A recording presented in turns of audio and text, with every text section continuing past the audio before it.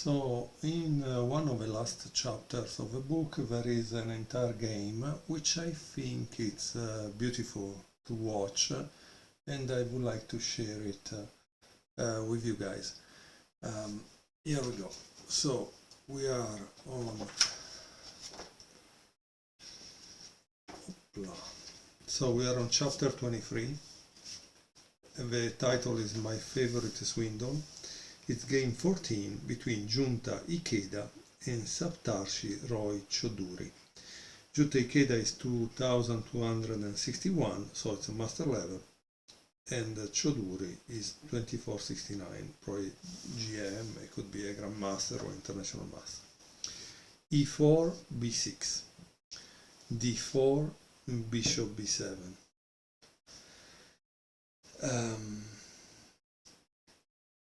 Bishop d3, e6. So here it says that earlier in this book I asked you to remember the name Junta Ikeda. It seems a Japanese name, right? We have seen all the manner of trickery throughout the chapter so far, but I promise that you have never seen anything like what is coming up. In Australian chess circle, the swindle has become legendary. Okay. Knight f3, d6, castle, knight d7, queen e2, g6, c3, bishop g7. Here this seems a kind of hippopotamus defense. Yeah.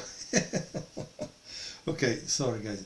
I didn't watch this book because I wanted to share it with you, but the funny thing is that it's in the note, the hippopotamus defense, so called because black keeps his pieces under the surface, within his first three ranks, preparing to strike later when the moment is right.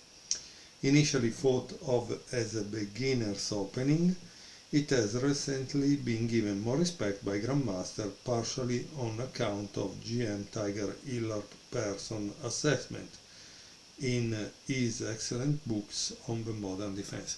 In reality, there is a FIDE master called De Santis that has played this hippopotamus defense all his life, and he is the one who has made it kind of famous. Then I think Andrew Martin with a chess-based DVD made also the opening known. Okay, let's continue. B4, knight e7, b5, castle, a4, rook e8, knight bd2, and e5. And here there is a diagram. Let's see what it says.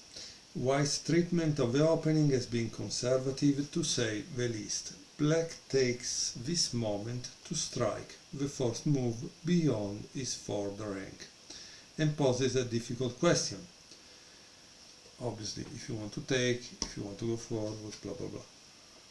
Okay, yeah, because this can seem like a King's Indian at this point, especially if this was here, maybe, I don't know, but the bishop is not on the right diagonal, I don't know.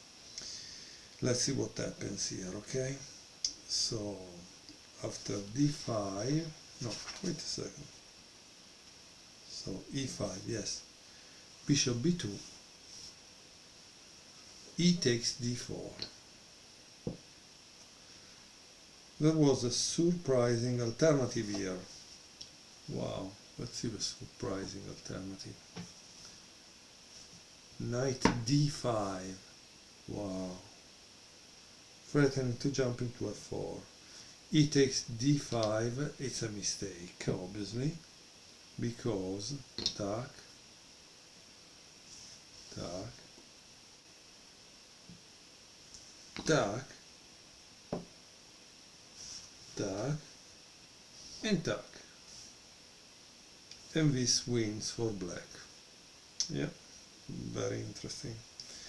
Yeah, let's go back and if we can. Okay, let's see. The position was, this was here, probably, let's see, this was here, this was back, there was this other one here. I think I'm in the right position, right? Because he played bishop b2, yeah. Okay, the bishop in b2 is already there now. And he takes d4 instead of knight d5. C takes d4, knight f8, rook fe1, knight e6,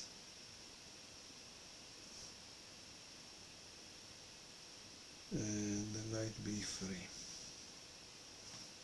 knight f4, tac tac, queen d2, knight takes d3, queen takes d3,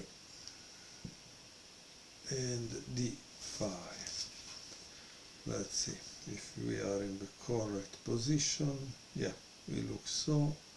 It looks we have all the pieces in the right square, since sometimes to show a line one makes a mistake and doesn't go back.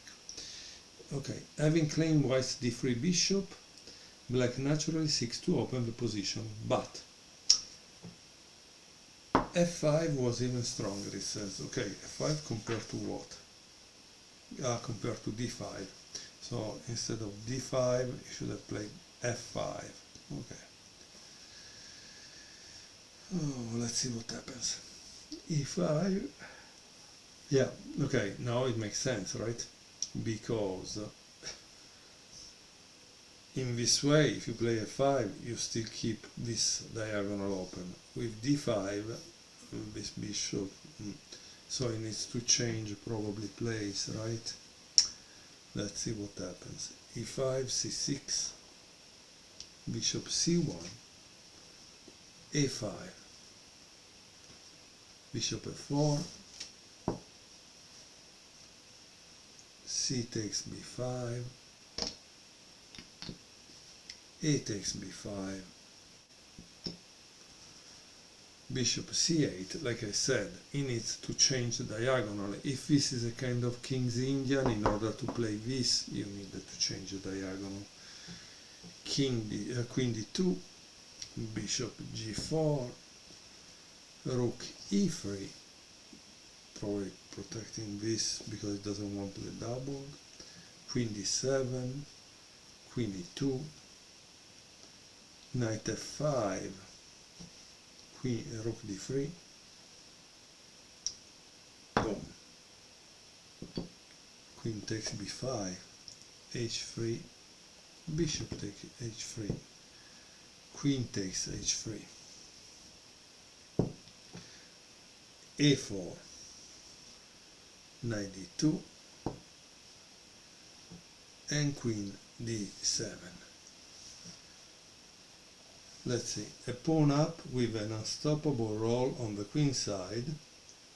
Black is completely dominating, but Ikeda, daunted by neither his position nor his grandmaster opponent, so he was right about the rating, launches a groundless berserk attack on the king side.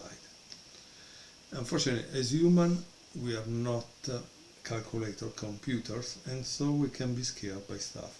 g4, knight e7, h4, b5, and this is the difference also in the King's Indian. Yes, some of these queenside advances, they generally are deadly and black wins, but if the kingside attack arrives fourth, that's kind of late, right? Bishop g5, b4, queen f4, knight c6, bishop f6, bishop f8, h5, very good move, knight d8, g5, oh wow. Okay, now it's becoming scary, I think, for black on this side.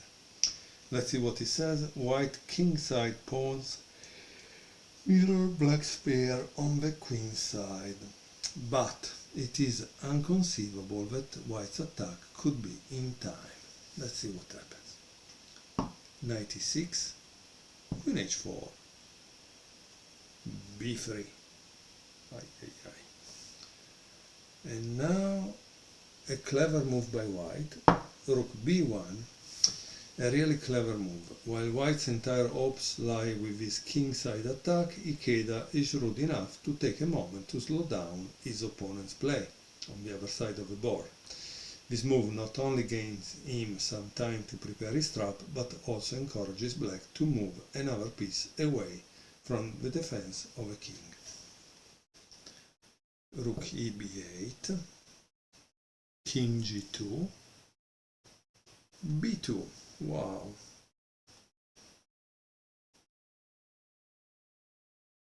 Oh wow. Rook h1. That's interesting. a3. Rook d. h3. Oh wow. Here there is a checkmate coming.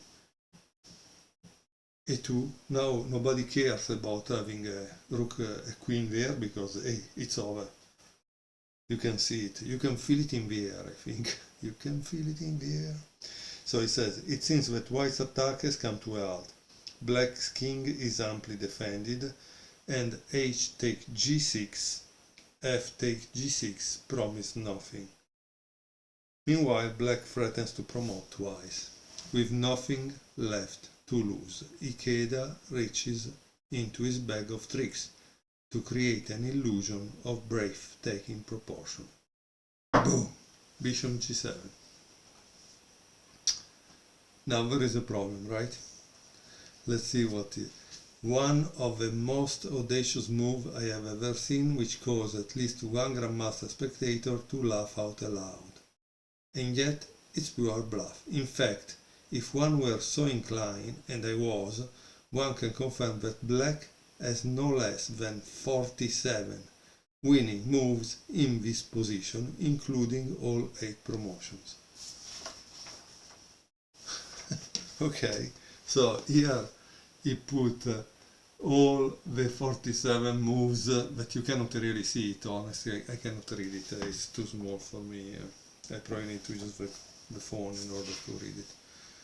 But let's see what happens. I'm sure this is some sort of record. Still, at least 41 bishop g7 as a point. White cuts off the black queen defense, right? Yeah, that's the point, yeah. In the crudest fashion. But of course, its main purpose is simply to create indecision and doubt in black's mind. The decoy trap is, if he plays king g7, it's over, obviously, right? So let's see what happened. Bishop takes g7, h takes g6, and now there are further 46 winning moves for black. What makes this window successful, however, is that black's previous move and the blunder to follow are two of the most obvious and apparently cleanest choices. But while black may have clearly won the battle on the 7 files over the board, white is more than content to settle for the winning 8.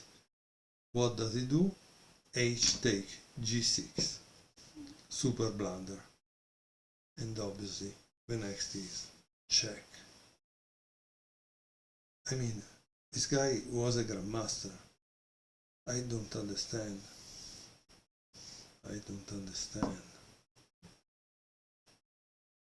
Why did he do that? I don't understand. Let's see. Tak. Tak. Tak. Tak. You escape, right? I don't understand what's going on. Why did he take with H pawn?